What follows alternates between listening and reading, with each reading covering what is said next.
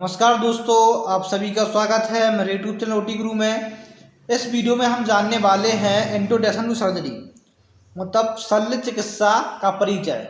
शल्य चिकित्सा किसे कहते हैं तो हम जानेंगे। एक चिकित्सा विशेषता, एक ऐसी चिकित्सा विशेषता शल्य चिकित्सा को चीरे के माध्यम से, शल्य चिकित्सा को चीरों के माध्यम से रोगों और चिकित्सा की समस्याओं का इलाज करके उसको दूर करना।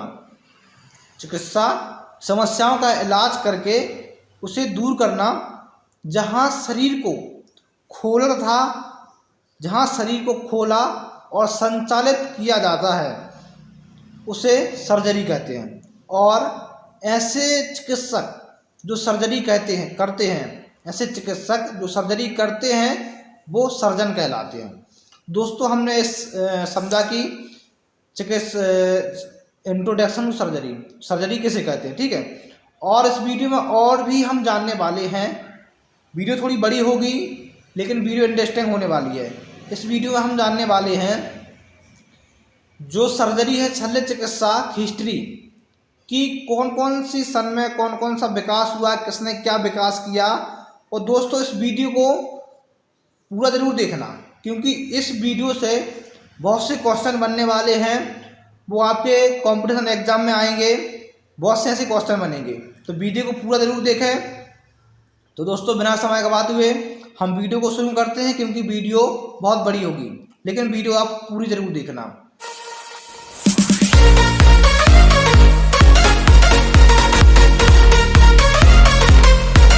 हम जानते हैं कि अभी की बात नहीं है, सैकड़ों वर्ष पूर्व पहले की पद्धति है यह है शल्य चिकित्सा। शल्य चिकित्सा का कौशल प्रागैतिहासिक काल में भी मौजूद था। सैकड़ों वर्ष पूर्व के मनुष्य फसलीभूत हो चुके थे। अस्थि पंजरों में जैसे हीलिंग, फ्रैक्चर और डिसलोकेशन ऑफ जॉइंट तथा एम्पुटेशन किए जाने के प्रमाण पाए जाते हैं। सैकड़ों वर्ष पूर्व ऐसा हुआ है। कुछ साक्ष्य ऐसे भी पाए गए हैं जिन्हें अध्ययन से ऐसे निष्कर्ष निकाले गए हैं कि पाषाण काल है उसमें सिर दर्द, मिर्गी जैसे मस्तिष्क संबंधी रोगों को शल्य चिकित्सा के द्वारा दूर किया गया है। देखो, सैकड़ों वर्ष पूर्व न्यूरोसर्जरी होती थी। जो अभी न्यूरोसर्जरी अभी हम कर रहे हैं वो सैकड़ों वर्ष पहले भी ऐसी सर्जरी होती थी, लेकिन इतनी व्यवस्था पहले नहीं थी, लेकिन संपन्न होती थी।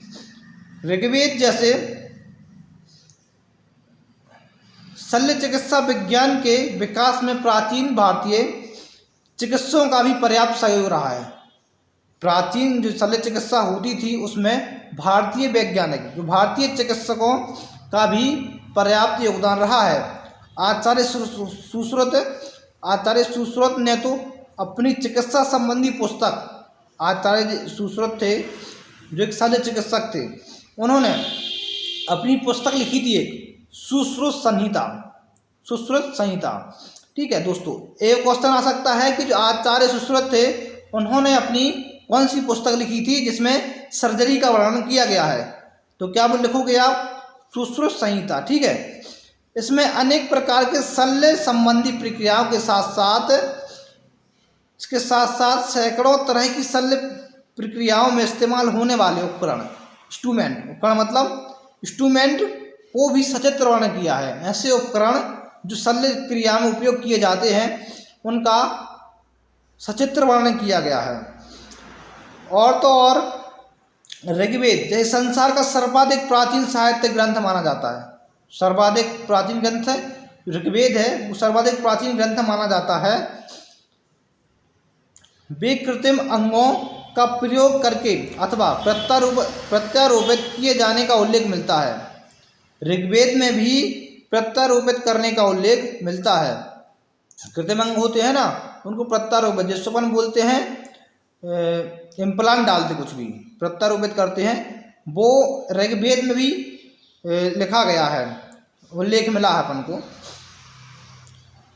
एक अन्य प्रक्रिया महाकाव्य एक अन्य प्रसिद्ध महाकाव्य महाभारत में भी उल्लेख हुआ है कि जब भीष्म पितामह युद्ध क्षेत्र में घायल हुए थे तो सेना के कुशल शल्य चिकित्सकों, जो सेना के कुशल शल्य चिकित्सक थे, उनके द्वारा उनका इलाज किया गया था।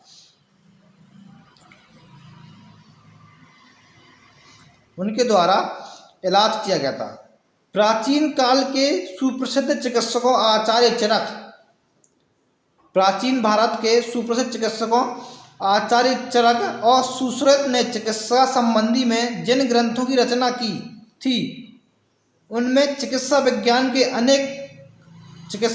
की अनेक पद्धतियों का वर्णन किया गया है। चिकित्सा संबंधी अनेक पद्धतियों का वर्णन किया गया है जिनमें शल्य चिकित्सा भी सम्मिलित है। सुश्रुत संहिता में तो अनेक शल्य कर्मों मतलब ऑपरेशन का उल्लेख किया गया है, अनेक ऑपरेशनों का उल्लेख किया गया है। इस संहिता में अस्थिभंग मतलब फ्रैक्चर, डिसलोकेशन ऑफ जॉइंट और एम्पुटेशन तक का विस्तार पूर्वक वर्णन किया गया। जो हम आप ऑपरेशन करते हैं, जो देखा होगा फ्रैक्चर हो जाता है तो ऑपरेशन होता है फ्रैक्चर का, प्लास्टर बांधते हैं, डिसलोकेट हो जाता है, जो हमारा हाथ पैर मुरझ जाता है, उसको मुरझना बोलते हैं अपन अपनी भाषा में, उसको डिसलोकेशन ऑफ जॉइंट, जो जॉइंट डिसलोकेट हो जाता है और कोई अंग खराब हो जाता है, जैसे हाथ सड़ने लगता है तो उसका एम्पुटेशन किया जाता है, उसको काट दिया जाता है। वो हमारे सुश्रुत संहिता में इसका वर्णन किया गया, विस्तारपूर्वक वर्णन किया गया है। नासा संधान जैसी प्लास्टिक सर्जरी से संबंधित शस्त्र कर्म भी उन दिनों किया जाता था।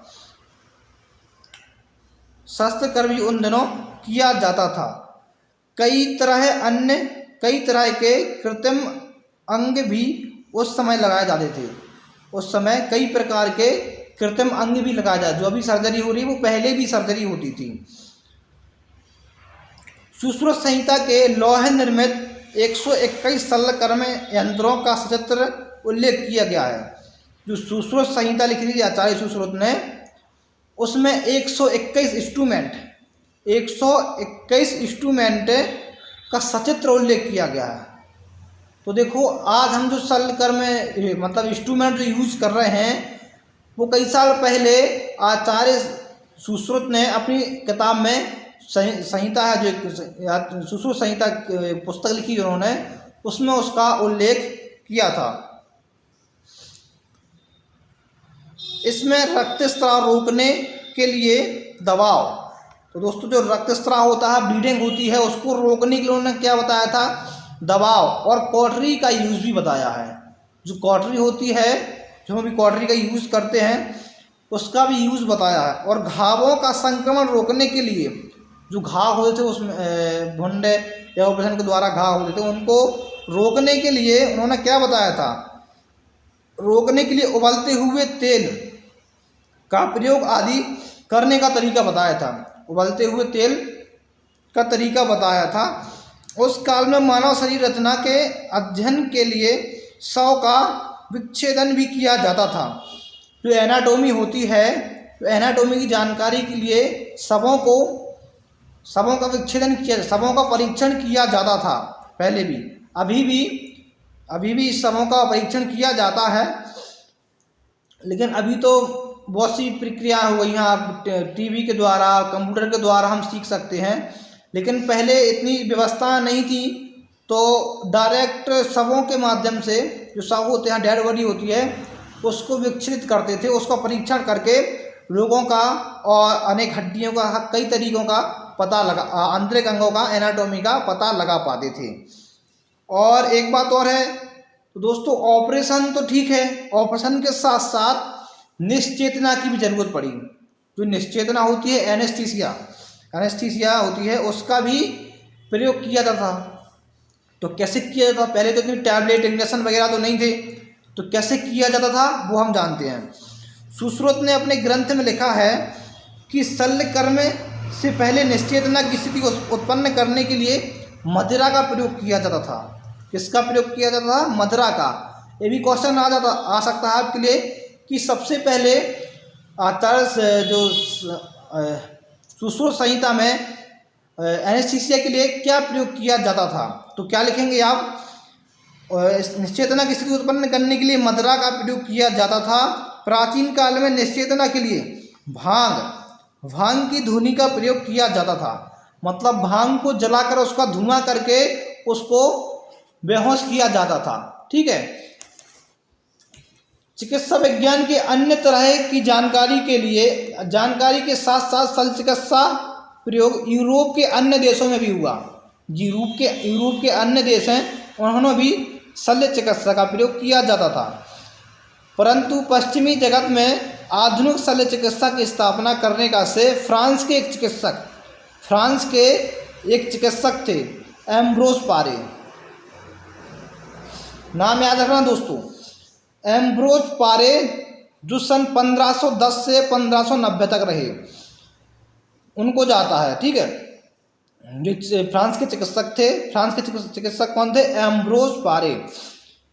इन्हें आधुनिक शल्य चिकित्सा का पिता कहा जाता है। तो दोस्तों यह क्वेश्चन आ सकता है कि आधुनिक शल्य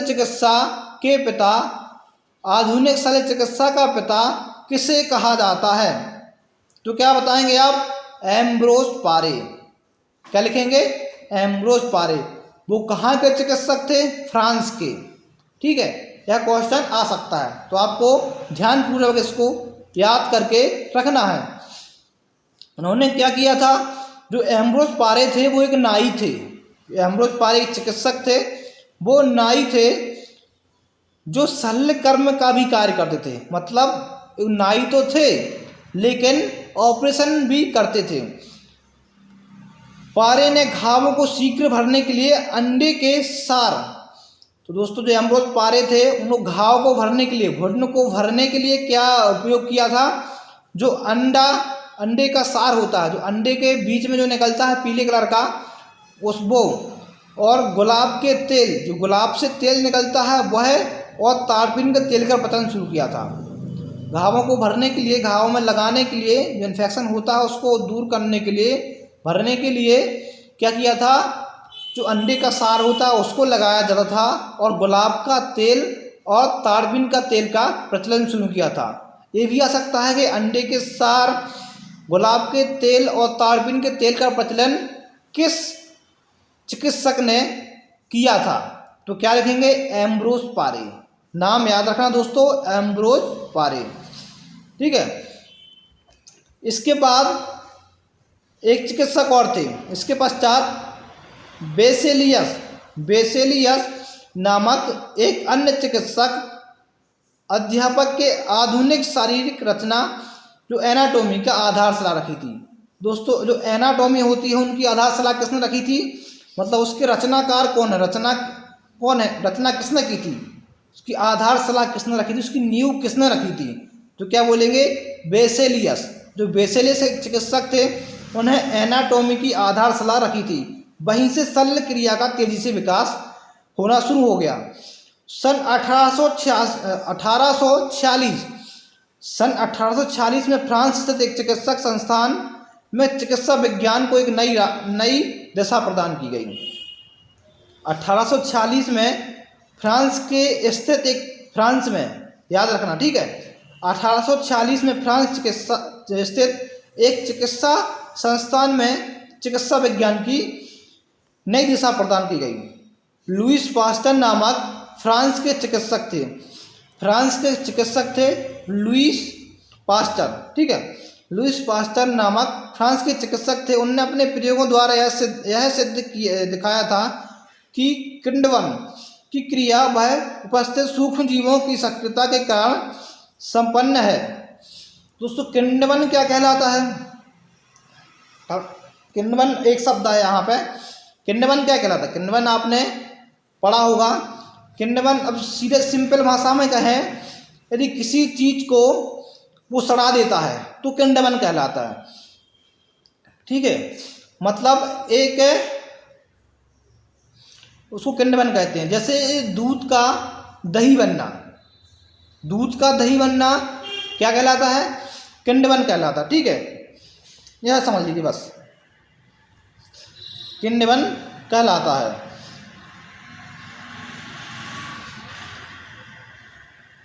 तो लुईस पास्चर की इस खोज से प्रेरित होकर, जो लुईस पास्चर ने यह खोज की थी कि जो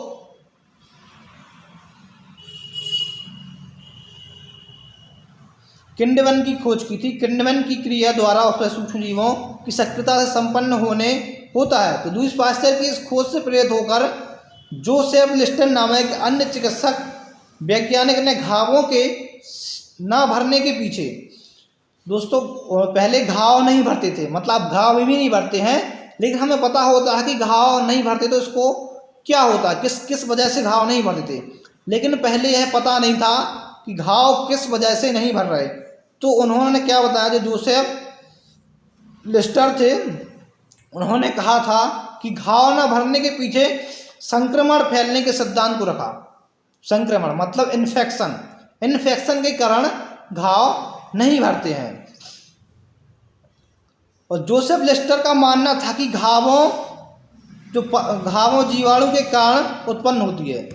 जो घाव में पस होती है वो किसके कारण उत्पन्न होती है? जीवाणुओं के कारण उत्पन्न होती है, और उसके पीछे प्रकंडवन जैसी प्रक्रिया ही जिम्मेदार रहती है। जो किण्वन प्रक्रिया होती है, प्रकंडवन, वही क्रिया जिम्मेदार होती है। इस सिद्धांत से पहले घावों के पकने व उनमें पस के उत्पन्न होने के पीछे वायु में विद्यमान रहने वाले दूषित गैसों को ही कारण ठहराया जा रहा था। दोस्तों इसके पहले क्या था, घाव नहीं भरते थे तो उनके लिए क्या जिम्मेदार ठहराया जाता है कि दूषित गैस के कारण ही जो घाव नहीं भरते हैं, वो दूषित गैसों के कारण ही घाव नहीं भरते। दोस्तों दूषित गैस के कारण घाव भी तो नहीं भरते हैं, लेकिन वह जो इन्फेक्शन होता, संक्रमण होता, उसके कारण भी घाव नहीं भरते हैं। तो लिस्टर ने अपने विस्तृत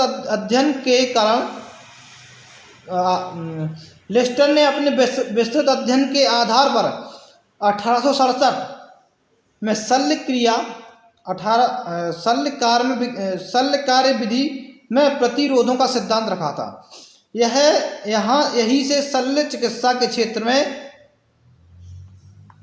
प्रतिरोधी मतलब एंटीसेप्टिक का प्रतिरोधी सर्जरी का श्री गणेश हुआ था। यहीं से शुभारंभ हुआ था एंटीसेप्टिक सर्जरी का।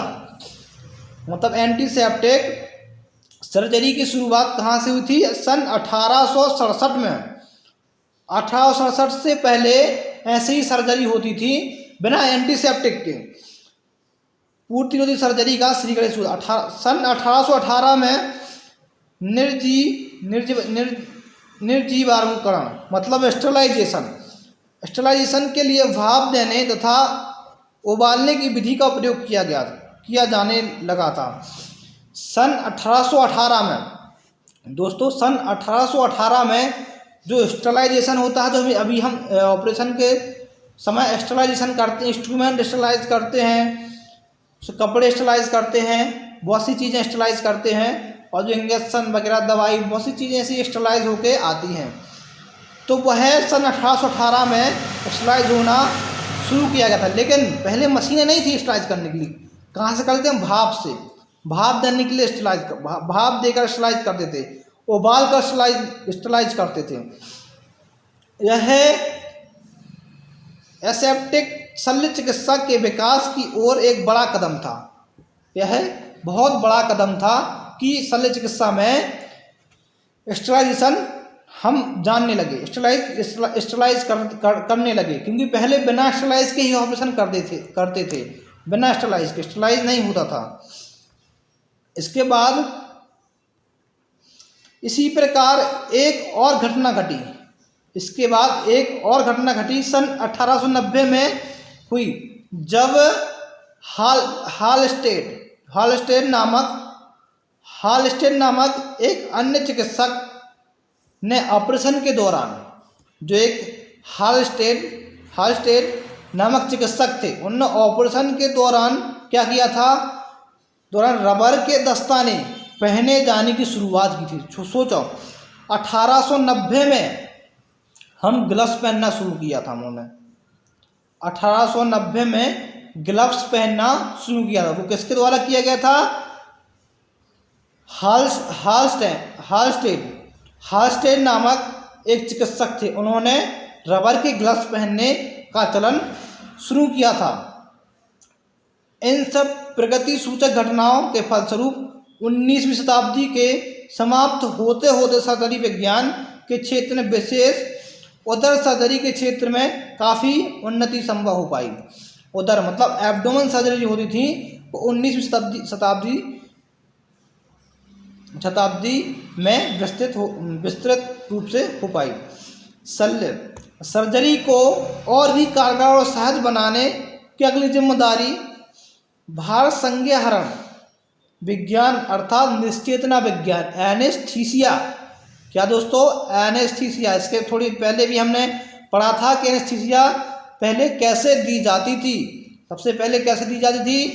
भांग की धुनी देकर और मदरा पिलाकर।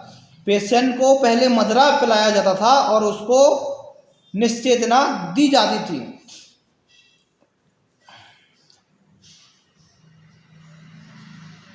एनेस्थीसिया ने अपने कंधों पर उठाया। शल्य चिकित्सा का कार्य करने वाले चिकित्सक सदैव से ही ऐसे पदार्थ के इंतजार में रहते थे जिसके प्रयोग से ऑपरेशन की पीड़ा को कम किया जा सके। तो ऑपरेशन तो ठीक है, ऑपरेशन जब करते हैं तो पेशेंट को दर्द होता है, पीड़ा होती है, पेन होता है। तो इसको दूर करने के लिए जब तक हम पेशेंट का दर्द पेन ठीक नहीं करें, मतलब कम नहीं करेंगे, तो ऑपरेशन कैसे कर पाएंगे? पहले तो क्या था, ये सब अच्छे से नहीं हो पाते थे। तो कोई पेशेंट, कभी कभी पेशेंट मतलब एनेस्थीसिया इतनी विस्तृत रूप से नहीं थी, तो ऑपरेशन करते समय ही पेशेंट की डेथ हो जाती थी। ठीक है, लेकिन पेशेंट डॉक्टर को इस पदार्थ के इंतजार में रहते थे जिनके प्रयोग से ऑपरेशन की पीड़ा को कम किया जा सके और रोगी के जीवन को खतरे में ना पड़े। क्योंकि ये पीड़ा दर्द नहीं होगी तो रोगी का जीवन खतरे में पड़ेगा, ज़्यादा असहनीय दर्द होगा तो वो कैसे ऑपरेशन करवा पाएगा, डेथ हो जाएगी उसकी। ठीक है, व्यापक ऑपरेशन के लिए निश्चेतक दवा के रूप में ईथर नामक गैस का उपयोग सर्वप्रथम सन 1846 में किया गया था। जो ईथर नामक गैस होती है उसका सर्वप्रथम उपयोग एनेस्थीसिया में कब किया गया था? सन 1846 में। तो दोस्तों ध्यान रखना, सबसे पहले ईथर नामक गैस का ये एनेस्थीसिया के रूप में प्रयोग कब, कौन सी सन में किया गया था? सन 1846 में। ठीक है, यद्यपि दांत उखाड़ने के लिए नाइट्रस ऑक्साइड का प्रयोग सर्वप्रथम 1844 में किया गया था। दांत उखाड़ने के लिए नाइट्रस ऑक्साइड, जो नाइट्रस ऑक्साइड होती है उसका सर्वप्रथम प्रयोग कब किया गया था? 1844 में। याद रखना दोस्तों, कब किया गया था? 1844 में किया गया था। फिर दंत सर्जरी में गैस और ऑक्सीजन का नियमित प्रयोग 1868 में ही जाकर शुरू हुआ था। 1868 में मतलब नाइट्रस गैस और ईथर गैस का प्रयोग किया गया था, जाकर नियमित रूप से किया गया था। सिम्पसन नामक एक प्रसूति रोग विशेषज्ञ थे। सन 1847 में प्रसूति रोगों के लिए प्रथम बार क्लोरोफॉर्म का प्रयोग किया गया था। प्रसूति रोग विशेषज्ञ थे एक, क्या थी? सिम्पसन नामक एक प्रसूति रोग विशेषज्ञ थे। तो उन्होंने प्रसूति रोगियों के लिए प्रथम बार क्लोरोफॉर्म का प्रयोग किया गया था। क्लोरोफॉर्म का प्रयोग किया गया था कौन सी सन में? सन 1847 में। हमारा देश आज़ाद होने से 100 वर्ष पूर्व इसका प्रयोग सबसे पहले किया गया था। ठीक है, एक बार याद रखना, हमारा देश आज़ाद होने के, भारत देश या आज़ाद होने के 100 वर्ष पहले इसका उपयोग किया गया था। मतलब हमारा देश 1947 में आज़ाद हुआ था, उसको 100 वर्ष पहले कितना? 1847। तो दोस्तों आपको याद रहेगा। ठीक है, शीघ्र ही यह दवा एक लोकप्रिय निश्चेतनाकारी मतलब एनेस्थेटिक ड्रग के रूप में स्थापित हो गई। ठीक है, इस समय तक शल्य चिकित्सा के क्षेत्र में एंटीसेप्टिक के अतिरिक्त स्थानिक निश्चेतना लोकल एनेस्थीसिया का प्रयोग भी प्रचलित हो गया था। जो लोकल एनेस्थीसिया होती है उसका प्रचलित रूप से उपयोग होने लगा था।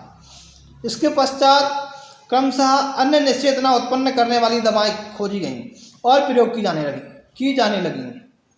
अगले कुछ वर्ष में अंतः श्वास प्रणाली निश्चेतना मतलब अंतः श्वसन निश्चेतना दी जाती है। वो क्या कहलाती है, हम उसको क्या कहते हैं, उसको जनरल एनेस्थीसिया कहा जाता है। दोस्तों हम बाद में पढ़ेंगे कि एनेस्थीसिया कितने प्रकार के होते हैं, कौन कौन सी एनेस्थीसिया होती है और कौन सी एनेस्थीसिया में कौन सा ड्रग्स दिया जाता है, हम कुछ अगली वीडियो में आपको बताएंगे। ठीक है, इस वीडियो में हम पढ़ लेते हैं पेशीथ। यह नियंत्रित श्वसन के प्रयोग के कारण निश्चेतना की क्षमता अत्यंत बढ़ गई थी। ठीक है, गंभीर व बड़े ऑपरेशन भी संभव होने लगे थे। जो बड़े बड़े ऑपरेशन थे इसमें टाइम लगता था, क्योंकि जो जनरल एनेस्थीसिया होती है वो लंबे समय तक हम दे सकते हैं। जो बड़े बड़े ऑपरेशन होते हैं उसमें जनरल एनेस्थीसिया की बहुत ही आवश्यकता होती है।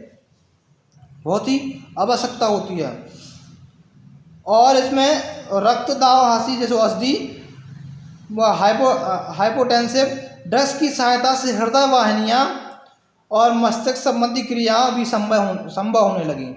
तो इस समय ऐसे ड्रग्स भी बने, हाइपोटेंसिव ड्रग्स और कार्डियोवैस्कुलर सिस्टम को ब्रेन संबंधी क्रियाओं की संभावना बढ़ गई थी। ठीक है, और इसके शल्य चिकित्सा के क्षेत्र में अगला अध्याय सल्फा समूह की सल्फाप्रेडिन, सल्फाथायोजोल, सल्फामेराजीन जैसी दवाओं को प्रतिजीवी दवा मतलब एंटीबायोटिक, ठीक है, प्रतिजीवी दवाओं द्वारा लिखा गया संक्रमण रोगों व उनमें फैलने से रोकने में इन्होंने अत्यंत महत्वपूर्ण भूमिका निभाई। ठीक है, जो एंटीबायोटिक दवाई बनी हुई थी उनकी खोज की गई थी और संक्रमण को रोकने के लिए, उनको फैलने से रोकने के लिए, बचाने के लिए एंटीबायोटिक दवाओं का प्रयोग होने लगा। इनमें अत्यंत महत्वपूर्ण भूमिका निभाई। शल्य चिकित्सा के घावों को शीघ्र भरना अथवा संभव होने वाली प्रथम एंटीबायोटिक दवा के रूप में पेनिसिलिन की खोज की गई थी। सबसे पहले कौन सी एंटीबायोटिक दवाई खोज की गई थी? पेनिसिलिन की खोज की गई थी। अलेक्जेंडर फ्लेमिंग ने 1929 में की थी। दोस्तों यह क्वेश्चन आपको बन सकता है कि सबसे पहली एंटीबायोटिक दवा कौन सी सन में खोजी गई थी और किसके द्वारा खोजी गई थी? तो दोस्तों सन 1929 में यह दवा खोजी गई थी, एंटीबायोटिक मेडिसिन, इसका नाम था पेनिसिलिन। ठीक है, याद रखना, पेनिसिलिन नामक दवा सबसे पहली एंटीबायोटिक दवा थी। यह किसने खोजी थी? अलेक्जेंडर फ्लेमिंग के द्वारा यह दवा खोजी गई थी। तो दोस्तों इस वीडियो में हमने बहुत से चिकित्सकों के बारे में जाना और सबके द्वारा इस आज के युग में जो हम ऑपरेशन कर पा रहे हैं, सहज और सरल तरीके से ऑपरेशन कर पा रहे हैं, इसमें जो पहले के चिकित्सक थे उनका बहुत महत्वपूर्ण योगदान रहा है। क्योंकि यदि वो यही खोज नहीं कर पाते तो हम आज सहज और सरल तरीके से सारे ऑपरेशन नहीं कर पाते थे। और अब आगे बहुत ही वैज्ञानिक तरीके से, बहुत ही अच्छे तरीके से सर्जरी होने लगी है। यहाँ तक कि अब तो देखा होगा बहुत ही छोटे चीरे के द्वारा ऑपरेशन होने लगे, और तो और बिना चीरे तक के ऑपरेशन अब होने लगे हैं। तो दोस्तों यह वीडियो आपको बहुत अच्छी लगी होगी, आशा करते हैं। यह वीडियो बहुत इंटरेस्टिंग है दोस्तों। इस वीडियो को सभी लोगों को शेयर करें, क्योंकि इस वीडियो से बहुत से ऐसे क्वेश्चन बनने वाले हैं कि आपके कॉम्पिटिटिव एग्जाम में पूछे जा सकते हैं। दोस्तों इस वीडियो को लाइक करें, शेयर करें, कमेंट करके बताएं वीडियो कैसी लगी और चैनल को सब्सक्राइब जरूर करें। और बेल आइकन को दबाएं, क्योंकि अगली वीडियो जो भी अगली वीडियो आएगी तो उसका नोटिफिकेशन आपको सबसे पहले पहुंचे। Thank you.